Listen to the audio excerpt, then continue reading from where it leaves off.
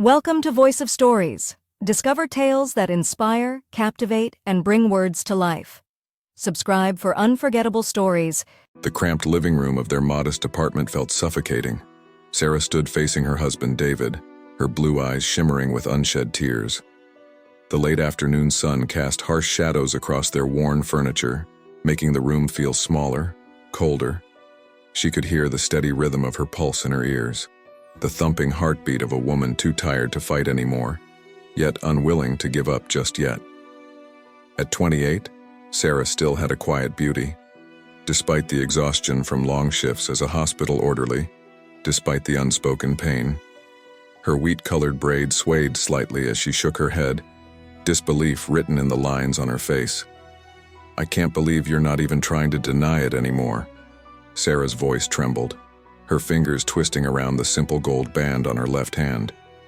"Everyone at the hospital knows about you and Rachel. The nurses, the doctors, even the maintenance staff. Do you know how humiliating that is, David?" Her words hung in the air, sharp and accusatory. David stood tall, his broad frame towering over her. He sneered, running a hand over his balding head, dismissing her words with the same cold gesture that had grated on Sarah's nerves for months.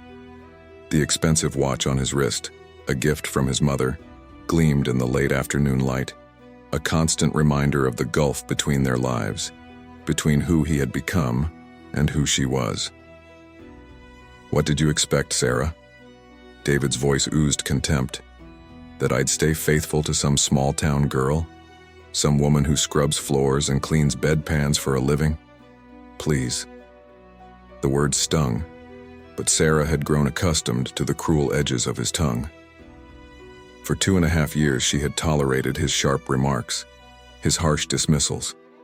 She thought back to the weekly Sunday dinners, where David's mother, Helen, constantly reminded her that her precious doctor's son had married beneath his station.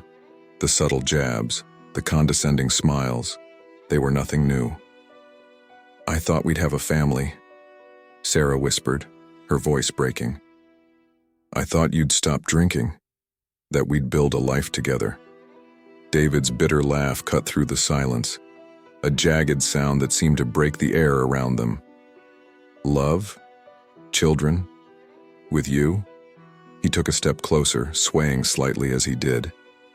"Get real, Sarah. I'll sleep with whoever I want whenever I want. You're lucky I even let you stay in my apartment. Where else would you go, back to your deadbeat stepfather in that backwater town?" Sarah's stomach twisted at the mention of her past, the years of abuse at the hands of her alcoholic stepfather, the years she had tried to escape. She had no family left after her mother passed, and at 18 she had fled to the city, thinking David, the handsome young doctor, was her knight in shining armor. How wrong she had been. "Get used to reality, Sarah," David spat, his words cutting like knives. "Or get out. The apartment's in my name anyway." The door slammed behind him with such force that it rattled their wedding photo on the wall, the one where she had been genuinely smiling. She sank into the worn couch, her heart heavy with the weight of all that had unraveled in a single awful day. She thought of Helen's warnings, of the bitterness that had always hovered over their marriage. She had tried so hard to be the perfect wife, keeping their home spotless, never raising her voice, supporting David through his residency, even taking extra shifts to cover their bills when he started gambling. But it was never enough. Tomorrow she would face them all at work. The nurses, the doctors, those pitying looks, the whispered gossip. "Poor Sarah," they would say. She should have known better than to think she could hold on to a doctor. And Rachel, she could already hear her throaty laugh, could already imagine the smug look on her face. Looking around the apartment, Sarah made a decision. None of this, the framed medical degree on the wall, the expensive furniture handpicked by Helen, the photos of David's family vacations, was really hers. The life she had worked so hard to build had never truly been her own. "Enough," Sarah whispered to herself.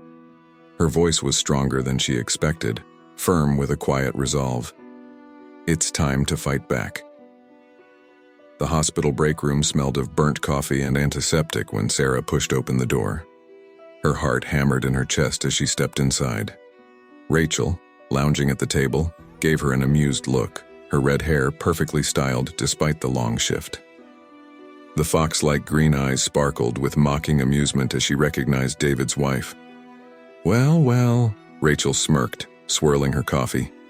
"Aren't you supposed to be off today? Come to check up on your wandering husband?" "I came to talk to you," Sarah said, her voice unwavering despite the turmoil inside. "Is it serious between you and David?" Rachel's laughter echoed off the sterile walls, sharp and mocking. "Serious?" she repeated, as though the word were foreign to her. "Oh, honey, you really are naive, aren't you? David's a good time, nothing more. My Marcus makes twice what David does, and he's actually going places around here." Sarah's hands clenched at her sides. "Then why destroy my marriage if he means nothing to you?" Rachel stood, her designer scrubs hugging her curves, a picture of confidence. "Because I can," she said, voice dripping with contempt. "David was never going to be satisfied with someone like you. I'm just one of many. If it weren't me, it would be Lindsay in pediatrics or Ashley in radiology. Anyone with a future, anyone who actually knows their worth." "You're wrong," Sarah started, but then froze as the door swung open. Marcus, the head of the department, stood there, his face ashen as he stared at his wife. The confidence Rachel had once worn so easily evaporated, leaving a trace of guilt behind. "Marcus, I can explain," Rachel stammered, but Marcus cut her off. "No need." His voice was ice cold. "I've heard enough." He turned to Sarah, his expression softening but only slightly. "I apologize for my wife's behavior. Former wife," he added, the words final. "Pack your things, Rachel, and leave. You're fired." Rachel shrieked, lunging at Sarah, but security was quick to pull them apart. Rachel thrashed and cursed, but Sarah stood her ground, ignoring the sting on her face where Rachel's nails had scratched her. David appeared in the doorway moments later, his face contorted with fury. "You," he snarled at Sarah. "I just got fired because of you. Don't bother coming home. I've already called my mom to change the locks. Your stuff will be on the curb if you're lucky." The words hit Sarah like a punch to the stomach. She clutched her purse, realizing with a sinking feeling that it only contained her passport. She hadn't even brought her wallet today. "Good luck finding somewhere to sleep tonight." Rachel's taunting voice echoed behind her as she walked away. Despite everything, despite the job, the marriage, the home she had lost, Sarah felt lighter than she had in years. She had nothing left to lose, nothing but her dignity. And somehow that felt like everything. As Sarah walked through the sterile hospital halls, the words of a passing nurse pierced the air. "I heard she tried to attack Rachel first. These country types are always so violent." The words stung, but she kept her head high, her heart swelling with a strange sense of freedom. She had $3 in her coat pocket, no home to return to, and a scratched face that would make job hunting interesting. But somehow, impossibly, she felt a spark of hope flicker inside her. Later that day, as Sarah wandered the city streets, a teenage boy in ragged clothes ran toward her, desperation clear on his face. Behind him, two burly men gave chase. Without thinking, Sarah stepped forward, instinct taking over. "James Michael Peterson," she barked, planting her hands on her hips. "You're 20 minutes late for your shift at the garage. Your father's going to be furious." The men hesitated, their uncertainty palpable as Sarah's authority took them by surprise. Eventually, they retreated, leaving her alone with the boy. "I'm Jimmy," the teenager panted, relief flooding his face. "You just saved my life." Sarah studied him closely, his hollow cheeks, the way his clothes hung loosely on his thin frame. She reached into her purse. "Want to tell me why those men were chasing you?" Jimmy glanced around, lowering his voice. "I saw them planting a bomb in some rich guy's car.